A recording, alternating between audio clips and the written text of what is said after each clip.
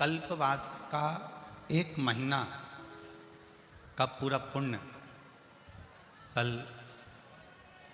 पूर्णिमा के दिन जो स्नान कर लेता है उसको प्राप्त हो जाता है। सतुआ बाबा जी भी कह रहे थे कि कल्पवास का पूरा 1 महीने का पुण्य, 1 महीने का पूरा पुण्य केवल एक दिन माघी पूर्णिमा के दिन स्नान करने से प्राप्त हो जाता है। और कितना शिव की करुणा, शिव की दया, आपका विश्वास, आपकी भरोसा, आपकी दृढ़ता कि आप भगवान शंकर की अविरल भक्ति में डूबते हुए, शिव नाम में डूबते हुए इस पवित्र पावन प्रांगण में बैठकर भगवान शंकर की कथा का लाभ ले रहे हैं।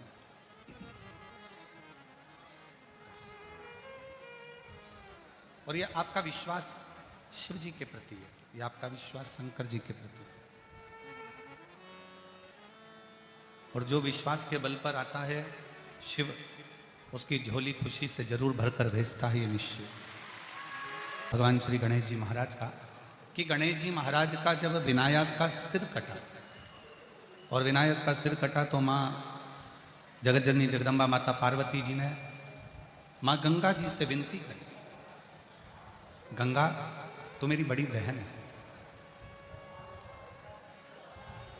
गंगा तो मेरी बड़ी बहन है और बड़ी करुणा करने वाली है, बड़ी कृपा करने वाली है, बड़ी दया करने वाली है। गंगा, मैं तुझसे केवल आज एक निवेदन करती हूं कि मेरा बेटा विनायक का सिर कट गया और मेरे बेटे विनायक का सिर कट गया है। बस गंगा इतनी कृपा कर दे कि मेरे बेटे विनायक का सिर वापस जुड़ जाए। ऐसी कृपा, ऐसी करुणा कर दे,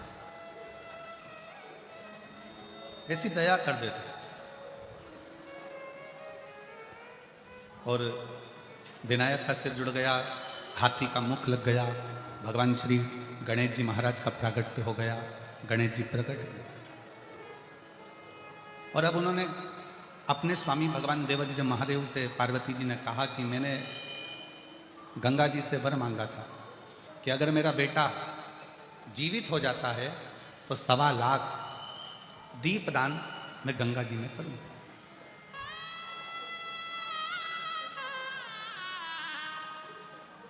और कितने किस्मत वाले हो, जरा विचार करिए, जिन गंगा जी के चरणों का निवेदन कर कर स्वयं पार्वती जी संकल्प लेकर भगवान गणेश जी महाराज को जीवित कर सकती हैं, वही गंगा के घाट पर बैठकर आप और हम शिव महापुराण की कथा को श्रवण करते हैं।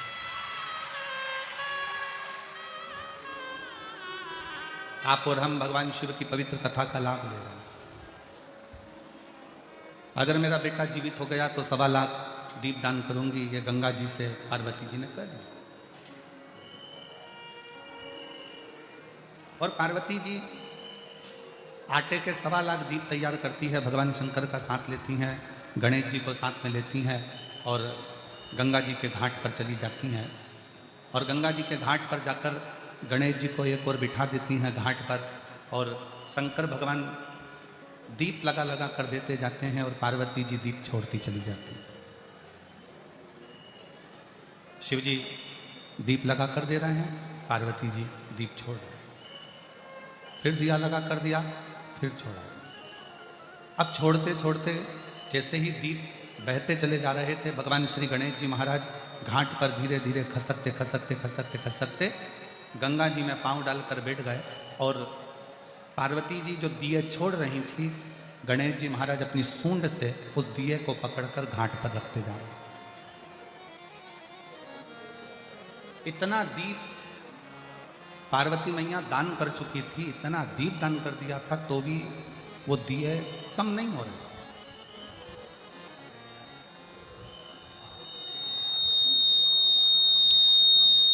इतना दीप दान करने के बाद भी वो दीप कम नहीं हो रहे, वो दिए कम नहीं हो रहे। पार्वती मैया जब दीप दान करते करते करते करते थक गई, तब माता पार्वती जी ने स्वयं देवादिदेव महादेव जी से पूछा, भगवान शंकर से, कि ये समझ में नहीं आ रहा है कि इतने दिए मैंने दान कर दिए और उसके बाद में दीप बढ़ते चले जा रहे हैं, शंकर भगवान ने पार्वती जी से कहा, पार्वती बात इतनी सी है कि मैंने सुना है भगवान नारायण के मुख से कि दान करने से बढ़ता बहुत है, और तू दीप का दान कर रही है ना, इसलिए ये बढ़ता चले जा रहा है।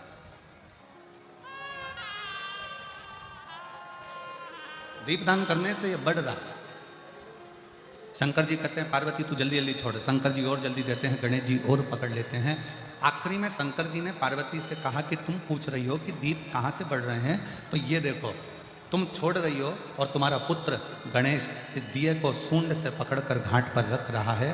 तो पार्वती जी ने गणेश जी से पूछा, गणेश एक बात बताओ कि इतने तुम ये दीप छोड़ने पर पकड़ क्यों रहे हो? गणेश जी ने कहा, माँ ये सब बहकर जा रहे थे, मैंने इनको पकड़कर किनारा दे दिया, मैंने इनको पकड़कर किनारा दिया है, मैंने इनको पकड़ लिया और किनारा दिया। श्री गणेश जी महाराज से माता पार्वती जी ने पूछा, तो किस किस को किनारा देगा? गणेश जी महाराज कहते हैं, माँ जो एक बार मेरे प्रभु शंकर के, मेरे पिता शिव के शरणागति में चले गया, गणेश जी कहते हैं उसका हाथ पकड़कर मैं उसको किनारा दे ही देता। शिव की शरणागति, भगवान शंकर की शरणागति व्यक्ति को किनारे तक लेकर छोड़ देता।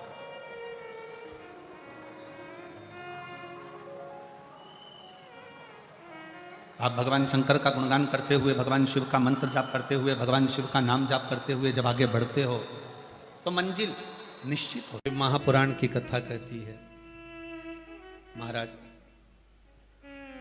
पूर्णिमा का जो चंद्र है वो विशाल काय है,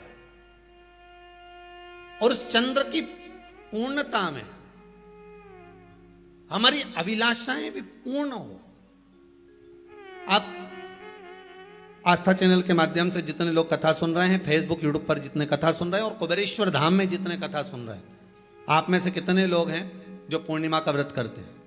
जो माताएं करती हो जरा हाथ उठाइए। पूर्णिमा का व्रत जो करती है, करते हो ना आप लोग? रखिए हाथ। अब पूर्णिमा के व्रत में आपने कई बार किताब पढ़ी होगी पूर्णिमा की, या आपने व्रत किया होगा, या पूर्णिमा का व्रत आप धारण करे होगे, तो उसमें पूजन कौन से भगवान की होती है? पूर्णिमा के व्रत में किस भगवान की पूजन होती है? तो कहा पूर्णिमा के व्रत में केले के खंभ लगाकर पूर्णिमा का जो अध्यापन होता है, पूर्णिमा की जो पूजन होती है, उस पूजन में शंकर और पार्वती की पूजन की जाती है, शिव और नारायण की पूजन करी जाती है, शंकर और पार्वती का स्मरण किया जाता है। किसकी पूजन होती है? शिव पार्वती।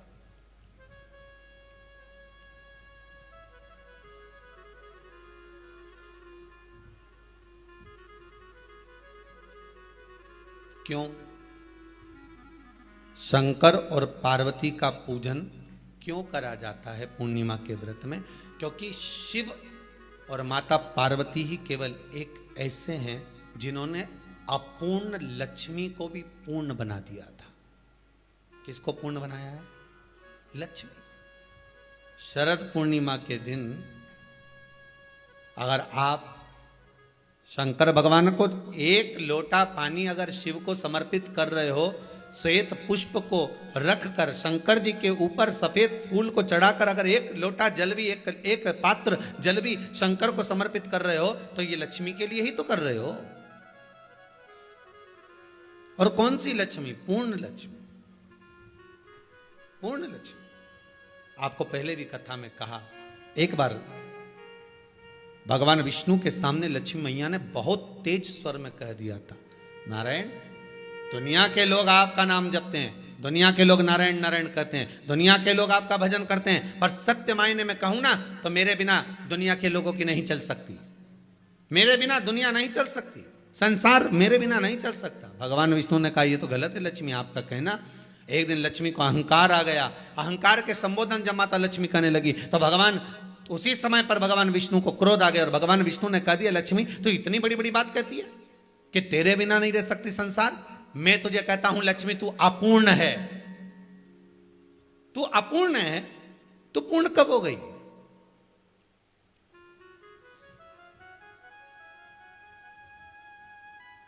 तेरी पूर्णता कहां हो गई?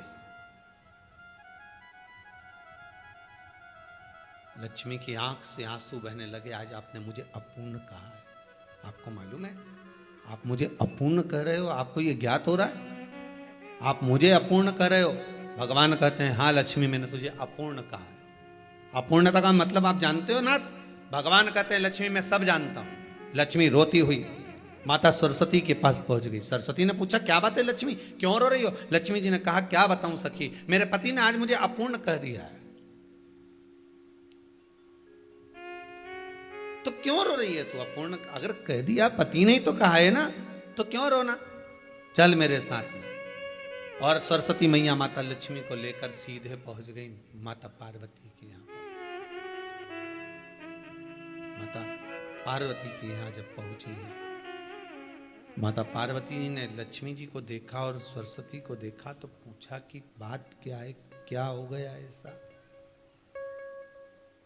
क्या हुआ, क्या है ऐसा जो तुम दोनों आज मेरे पास में आई?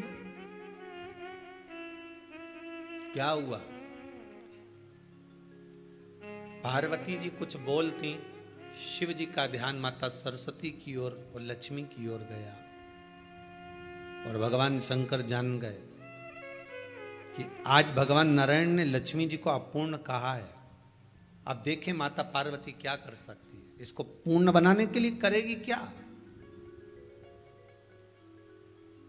क्या हुआ? माता सरस्वती जी बोली लक्ष्मी को अपूर्ण कह दिया। अपूर्ण कह दिया? हाँ, तो क्या सोचना उसके लिए, इसको मैं अभी पूर्ण बना देती हूं। माता जगत जननी पार्वती ने गोदी में विराजमान गणेश जी को उठाया और उठाकर लक्ष्मी जी की गोद में दे दिया। ले लक्ष्मी, आज से तू पूर्ण हो गई। लक्ष्मी आज से तू पूर्ण है।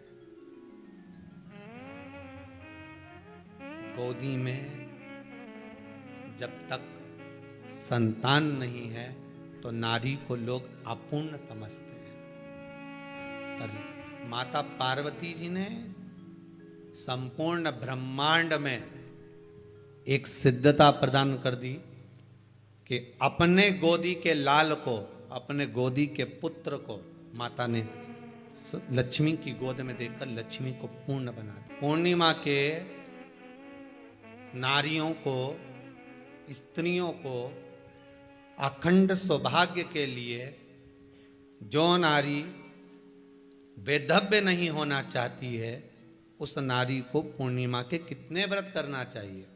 जिस नारी के यहाँ संतान नहीं हो, औलाद नहीं हो, उसको पूर्णिमा के कितने व्रत करना चाहिए?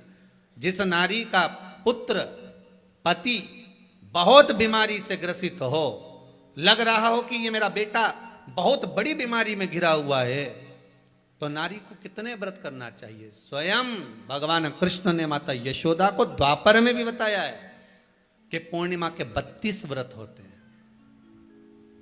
कितने व्रत होते हैं? 32।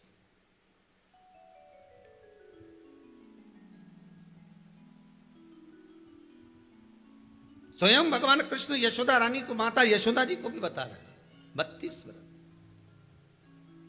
अब आपको किसी ने बता दिया होगा कि 8 कर लो, 7 कर लो, 6 कर लो, 12 कर लो, इसलिए आपने बोला कि 12 कर लीजिए, 32 कर लीजिए। अरे यहां तो द्वापर की कथा भी कहती है। यशोदा जी ने एक बार भगवान कृष्ण को रोक कर कह दिया, ए कन्हैया रुको। कन्हैया बोले बोलो माँ क्या बात है? कन्हैया जरा रुकिए, इधर आओ जरा। भगवान कृष्ण आए। हाँ माँ बोलिए। किस जगह का प्रसंग है ये? जिस समय पर राधा रानी कुरुक्षेत्र में नंद बाबा और यशोदा जी को लेकर कुरुक्षेत्र के कुंड में, ब्रह्म सरोवर में स्नान कराने के लिए लेकर जाती है, ग्रहण का समय पर। और जब भगवान कृष्ण उस कुरुक्षेत्र के उस सरोवर में स्नान करने आते हैं, तब यशोदा जी ने अपने लाला से प्रश्न किया है, पूछा है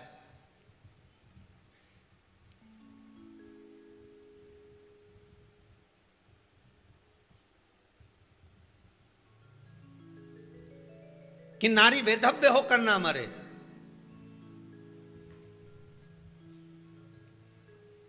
उसका पति कोई रोग से ग्रसित ना हो, उसका पुत्र किसी रोग में ना पड़े।